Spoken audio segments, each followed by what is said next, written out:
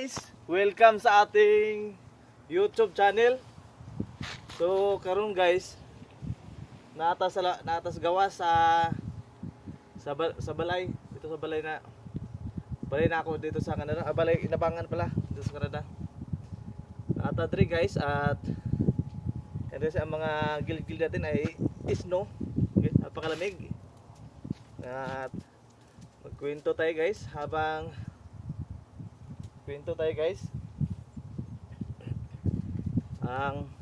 kwento natin ang ating buhay dito sa Canada. Dito sa Canada guys, kailangan kailangan malakas ang loob mo dito sa Canada guys, kasi napakalamig guys. Napakalamig.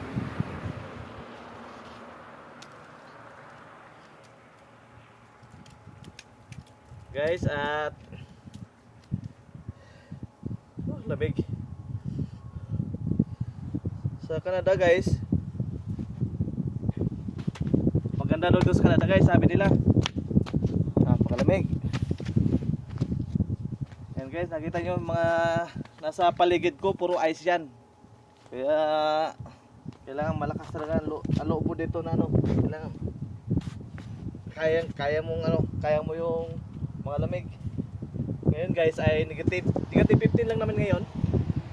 Negative 15 lang naman ngayon dito sa Canada.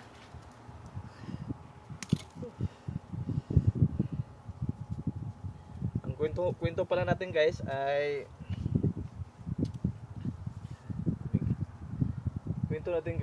yung tuloy natin yung serye natin, yung kwento natin sa ating buhay. Ang buhay ni Gino Birog sa Canada. Yun guys, at dito ako guys sa Canada. No 8 months to 10 months guys. Marami na akong 8 months to 10 months guys. Meron akong kasamang bagong dumating. Yung kasama kong isang Pilipino, yung si Sahid kong Bali guys. Yun ang dumating siya nung November 2021 November. Sabay kami na hire dun guys sa Pilipinas. Kaso guys, malamig guys. Kaso guys, nauna akong umalis guys. Nauna akong nakaalis kasi nauna ako nakakumpleto ng papel guys. Nauna ako nakumpleto papel, kaya una ako nakaalis papunta dito sa Canada. Guys, pagdating niya, dalawa na kami dito sa bahay. Dito sa bahay na to, sa bahay ng amo ko. Dalawa na kami nakatira. Kaya hindi na ako masyadong nainip kasi meron akong kasama po ng trabaho. Hindi na ako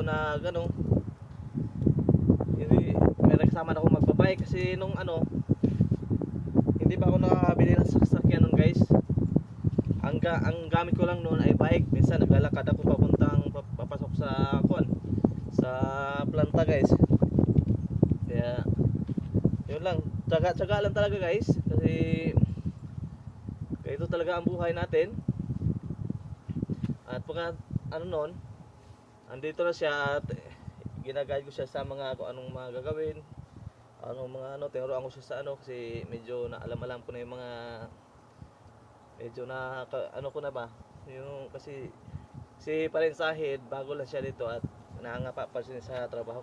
Tulad ko nung bago akong dumating na nangangapa ako sa trabaho, kasi iba yung trabaho dito guys kumpara sa Pilipinas. Kasi sa Pilipinas guys, yung trabaho mo doon marami kang makakasama, saka yung din sa Pilipinas nakagandahan doon. Yung kasama mo sa Pilipinas na nakakaintindihan kayo kay mga trabaho mo, alam mo yung dito. Yun ang problema guys nung ako'y bago, kasi hindi ko maintindihan yung salita nila dito, at saka sa English, mahina din ako sa English man lahat ng tao dito, pero kadalasan guys, ano, friends ang ano mga tao dito. Yan guys, at kaya doon tinuruan ko siya ganitong gagawin. Nga pa siya sa ano, si kuan pa nga eh, bago lang siya. At noon guys, na pagdating niya, ginagay ko siya sa mga ano dapat gawin. Napakalamig guys, malamig sa Canada guys. Ayan. Tapos nun guys,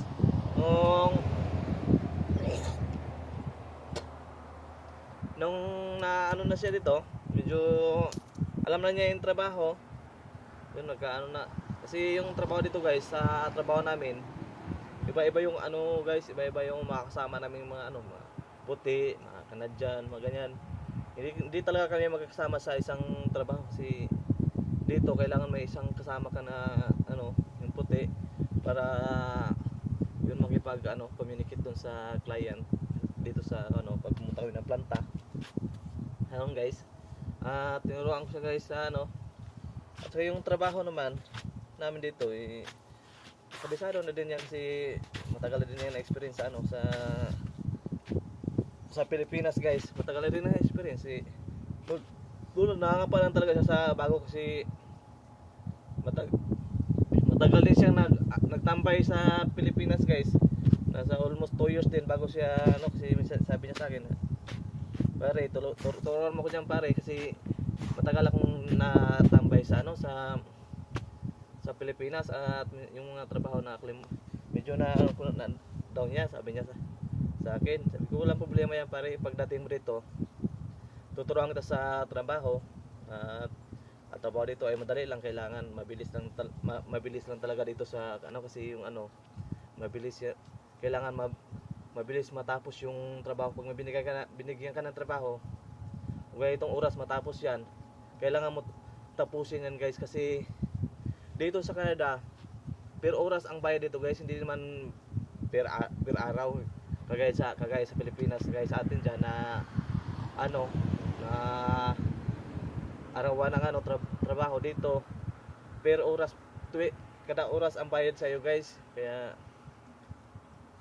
kailangan mabilis gumalaw, kumilos, mabilis manarbaho, kasi dahil sa malaki nga ano mo guys, malaki yung per ora mo dito sa Canada. Yan guys, at napakalamig guys, ano, napakalamig guys. Partida pa yan guys ha, partida yan. Wala akong medyas. Yan. Kaya tsaka wala akong ano, isang damit ko lang oh. Partida yan guys. Partida yan guys ha. Oh, napakalamig. At noong guys, dito na si Parin Sahid. Ayun na, marami na kami mga kaibigan tuwing mga may okasyon dito, kasi tuwing tuwing Biyernes, Sabado, Biyernes ng hapon, nasa galaan na kami guys. Sa birthday na kami, kasi maraming nag-iimbita sa dito na mga kapwa mo rin Pilipino, mga Bisaya, Halo-halo, Ilonggo, Ilocano, Tagalog, Batanggenyo, halo-halo dito mga tao guys.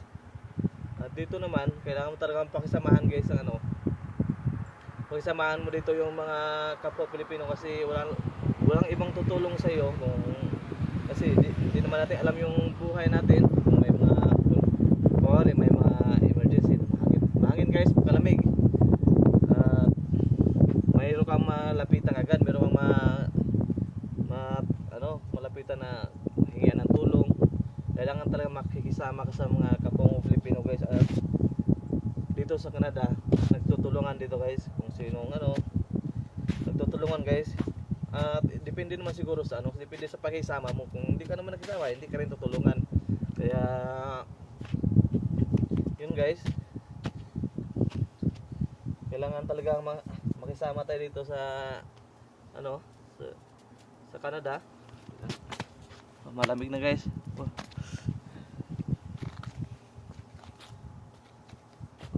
Malamig na ako guys. Kaya tuloy pa rin ang ating kwento kasi kailangan natin mag-upload sa YouTube kasi hanapan tayo ng mga content sa YouTube guys kasi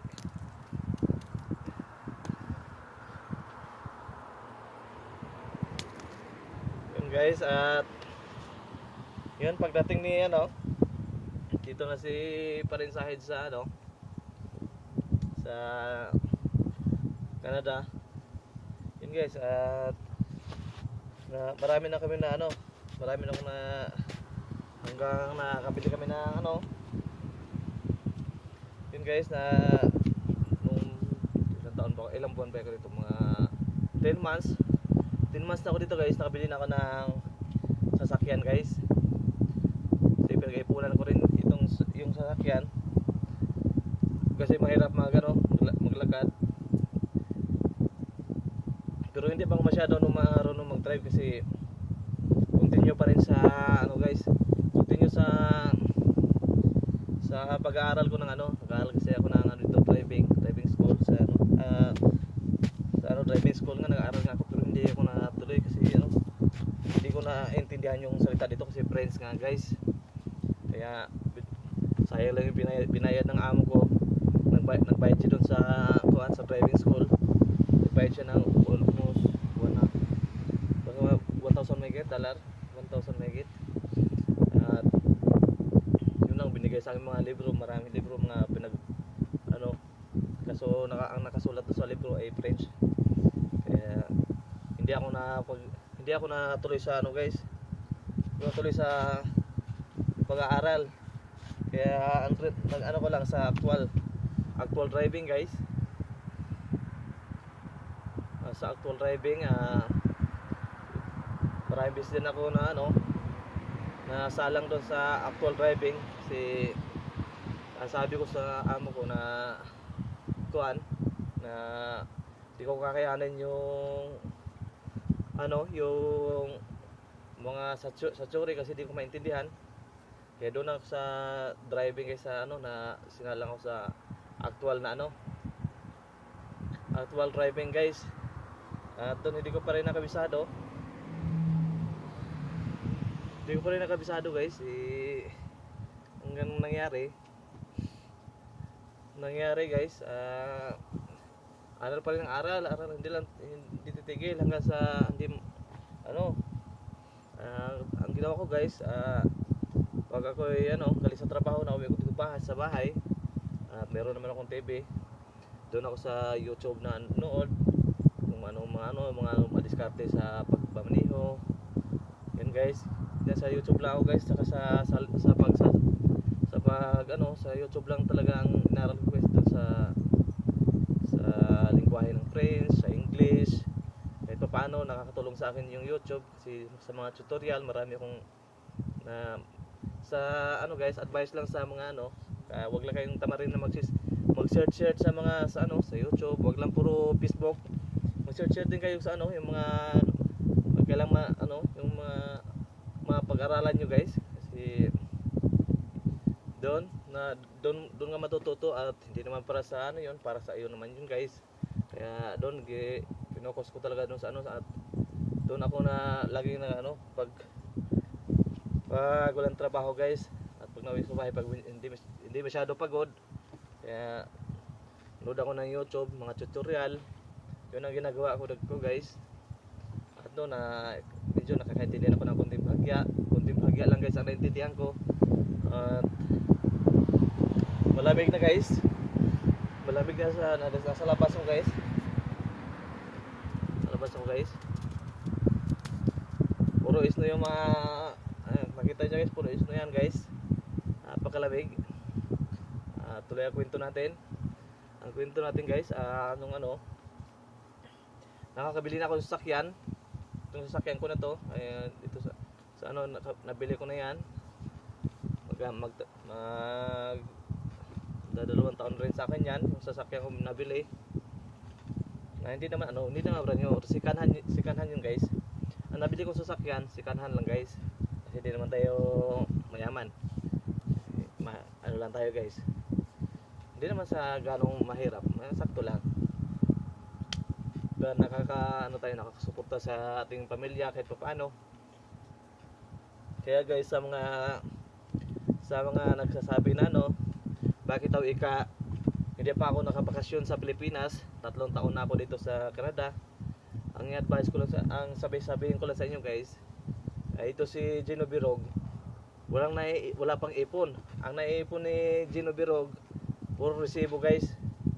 Kasi ang dami kong sinuportahan sa Pilipinas, hindi ko na babanggitin. Alam mo naman, tayo sa mabait tayo at i-share natin sa ating yung mga kung anong meron sa atin. At importante makatulong tayo sa ating pamilya, mga relatives, yan guys, at mga kapatid, mga anak nila na mag-aral. Kasi ang goal ko talaga sa buhay guys, ako hindi nakapagtapos sa pag-aaral. Ang gusto ko na makapagtapos yung kapatid ko sana kaso hindi na nag-asawa na. Yung bunso kong kapatid nag-asawa na, hindi na siya napag-aral. Ang paparalin ko na lang ngayon guys, maipatapos nila yung mga anak ng mga kapatid ko, ate ko, yun, mga anak nila. At gusto ko makapagtapos sila guys. Ayaw ko na maranasan nila ang buhay ko na dinanas nung ako'y bata pa, na halos walang makain, walang at kinukutya ng mga tao na ito ay kasi walang mararating sa buhay. Yan guys, yung maraming masakit na salita na sa akin guys. Maraming mga salita na masasakit, na bakit daw na ako ay bakit daw makapag-abroad, makapag-trabaho na wala naman di man ako nakapagtapos. Yun guys, yun ang makapasakit. Yun ang isang ko guys, yun na sabi ko sa sarili ko, hindi ko sinabi sa kanila. Sabi ko na sa loob-looban ko lang, sabi ko, andyan ang Panginoon na sa atin. Hindi naman natin alam kung saan tayo papalarin. Yan guys, at hindi talaga ako sumuko kung anong mga sinabi nila. Hindi ko pinakinggan guys. At sabi ko, hindi ko na sinasagot na mga ganyan. Hindi ako nakipag-argument sa mga nagsabi ng mga negatibo tungkol sa akin. Hindi na ako nag-argument. Ang ko lang na sa sarili ko, sa loob-looban ko lang ba na kasi darating din ang panahon na ako'y magiging hindi ko masabi na magiging successful ako, magiging anong mga ganyan mga wala akong guys na pinagyayabang sa kanila. At ipapakita ko sa kanila na yung mga sinasabi nila na ako ay walang marating sa buhay, pupulitin sa kangkungan. Maraming mga ganyang mga tao guys, saka wala daw walang alam, hindi marunong mag-English. Sobrang pagdadahon yun sa akin guys. Lahat ng guys, andyan pa yan, ang mga tao na yan, andyan sa kung sa totoo guys, kwento naman natin to. Ang totoo lang guys, kaya ginawa ko yung mga pagla-live ko to, halos araw-araw ko nagla-live kasi gusto kong makita ng mga taong sa akin na itong taong to na ito yung dinadahon ko noon, ngayon nagsusumikap, ngayon ay unti-unting umuunlad. Yun guys, ang inano ko sa kanila, inano ko ba na sa loob-looban ko, mahirap, inano ko lang na sa'yo, shout out sa'yo, hindi kita babanggitin, shout out sa'yo, andyan ka pa sa basta huwag natin banggitin kung sino ka nasa Pilipinas ka. Huwag kayong guys, huwag kayong magsasalita ng sa kapwa tao nyo, kasi hindi nyo alam yung takbo ng panahon, kung ito ba ay hindi nyo alam kung ito ba taong to ay hindi nyo alam yan guys. Kaya huwag kayong magsabi ng negatibo sa kapwa tao nyo, na down nyo na ganito ganyan. walang marating, walang maano, hanggang diyan ka lang sa ano baba, wala di ka aangat. Yan guys ang mga ano, grabe talaga guys yung mga pang ano talaga pang husga sa malamig na guys. Panghusga sa buhay ko guys. Yan guys, at napakalamig na. Yan guys, napakalamig na guys. At advice ko lang sa mga ano, yun sa ano na huwag kayong magsasabi na sa ano kahit hindi yan nakapagtapos pero may pangarap yan, may diskarte, may kursunada kung saan kursunada yan, may kursunada na ano na gustong umangat. At hindi yung pag-aaral na ano, hindi yung binabasihan yung natapos mo. Nakadepende yan sa tao guys, kung ikaw ay ano, masipa, malakas ang loob mo. Nasa tao na yan guys, hindi na yan sa ano, binabasihan sa pag-aaral. Kasi karamihan ngayon sa nakapagtapos ng pag-aaral, wala naman nakapagtapos na, merong mga diploma, merong mga degree na natapos, wala napunta tambay, minsan yung iba nag-aasawa, mga ganyan guys. Kaya kaming hindi nakapagtapos, mayroon kaming pangarap sa buhay, nakadepende yan sa ano, at saka tulong ng Panginoon, at saka sa tulong sa taas sa Panginoon na hindi kayo pinabayaan kahit anong panghuhusga ng ginawa nyo at pangungutya sa kapwa nyo. Wag pangungutya sa kapwa nyo na hindi maganda. Yan guys, at wag nyong gagawin yung guys, kasi